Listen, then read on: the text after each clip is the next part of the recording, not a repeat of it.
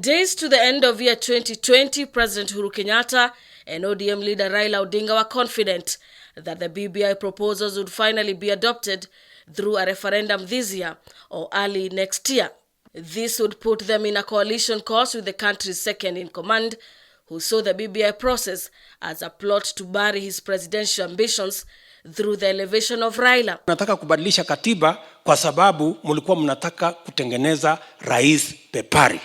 Mtu ambaye ataenda bunge, achague wabunge, wawe mawaziri ili aweze kucontrol bunge. But civil society organizations and other interested parties would move to court, seeking the declaration that the BBI process was illegal as it sought to usurp the constitution. May 13th, a 5-judge bench led by Professor Joel Ngugi declared the process null and void, citing the basic structure doctrine of the constitution that insulates some of the clauses in the constitution from amendment.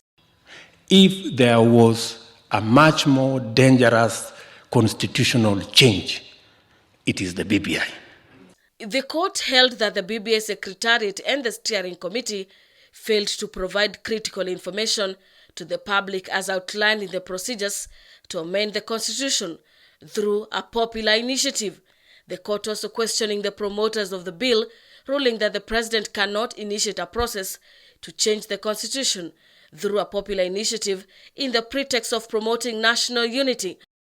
Neither the president nor any state organ is permitted under our constitution to initiate constitutional amendments using the popular initiative route.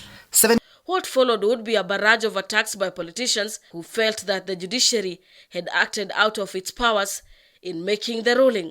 On the other hand, those opposed to the process hailed the 5-judge bench for the nullification of the process. That what BBI is attempting to do is actually to steal your present and your future. Government to be able to use the instruments of power to go for a popular initiative is totally against the constitution. So you cannot amend the constitution outside of the pathways provided for them. So that is the illegality number one. Tunaridhika, tumekubali hiyo majaji, tuko right kwa sababu umetetea haki zetu. BBI sisi hatutaki. The nullification became the launch pad of the legal battle at the Court of Appeal as President Uhuru Kenyatta through the Attorney General and Odinga through the BBI Secretariat sought to reverse the ruling. On the 20th of August, the Court of Appeal dealt another blow to the BBI process after upholding the ruling by the High Court. In a major decision, 6 of the 7-judge bench, headed by the court's President Daniel Musinga, ruling that the BBI process was illegal and unconstitutional, but expunged part of the High Court orders, including one that said President Uhuru Kenyatta had contravened Chapter 6 of the Constitution. The power to amend the Constitution through the popular initiative route and Article 257 of the Constitution is reserved for the private citizen, for Wanjiko only. ANC respects the decision of the Court of Appeal to uphold the High Court one on the BBI matter. While Raila issued a statement claiming his party would move on after the decision, the Attorney General and the BBI Secretariat revealed that they will launch another appeal at the Supreme Court, but the hearing has been set for January 2022. Raila has since taken a hasty retreat and supported the appeal lodged at the Apex Court. President Uhuru Kenyatta, on the other hand, has on several occasions criticized the ruling by the Court of Appeal, accusing the judiciary of usurping the rights of more than 5 million people who appended their signatures to the BBI bill.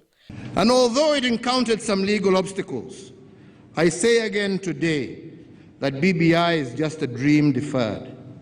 One day, someday, it will happen. Sasa hao jamaa wameruka wamesema kwenda pande nyingine. Tunasema sawa. Kuvunjika kwa mwiko sio mwisho wa upishi.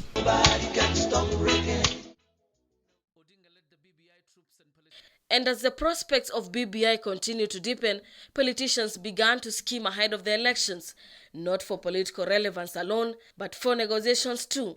The National Super Alliance, with an uneasy relationship after the handshake, became more fragmented as Wiper leader Kalonzo Musyoka, ANC's Musalia Mudavadi and Ford Kenya's Moses Wetangula broke ranks with ODM leader Raila Odinga to team up with KANU's Gideon Moi to to form the One Kenya Alliance.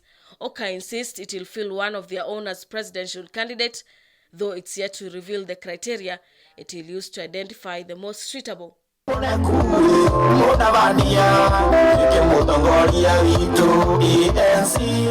Oka has one more headache. Some of its principals appear to be warming up to Raila Odinga, while others completely opposed to teaming up with him. Hata Kiambu ni 100% William Ruto na UDA.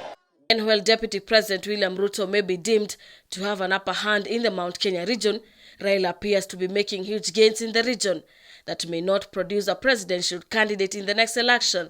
Nilishika mkono wa baba, tukaanza kupanda mlima, mayaka itoki nyeta 3 quarter. Tumebakisha ka quarter tu, na wakati baba amesimama kwa mlima, mnajua baba akisimama kwa mlima, hakuna kona ota moja ya Kenya ambayo haioni.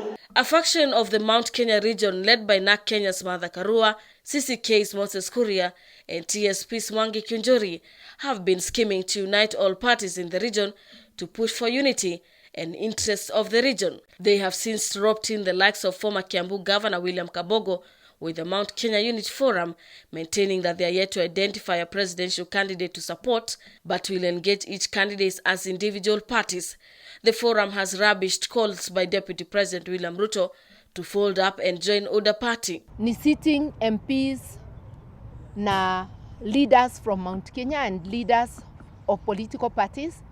Some of us had met earlier, but today the commitment is the unity of purpose of the people of Mount Kenya.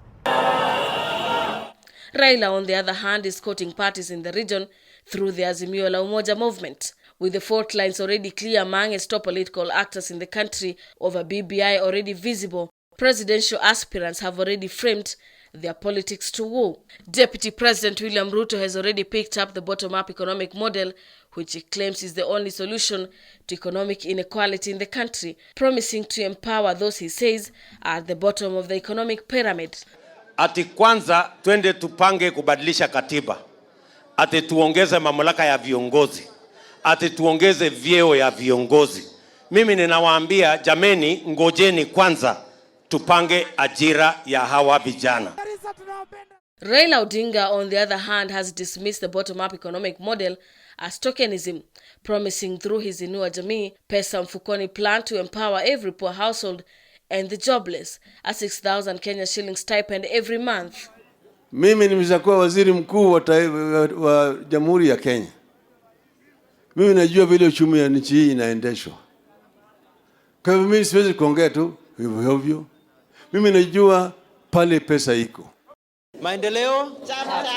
The latest to join the fray is Machakos Governor Alfred Mutua, who has launched his presidential bid and made promises on economic empowerment. Mutua has promised every newlywed couple 500,000 shillings as a token for empowerment. For NDR Review, I'm Gladys Mungai.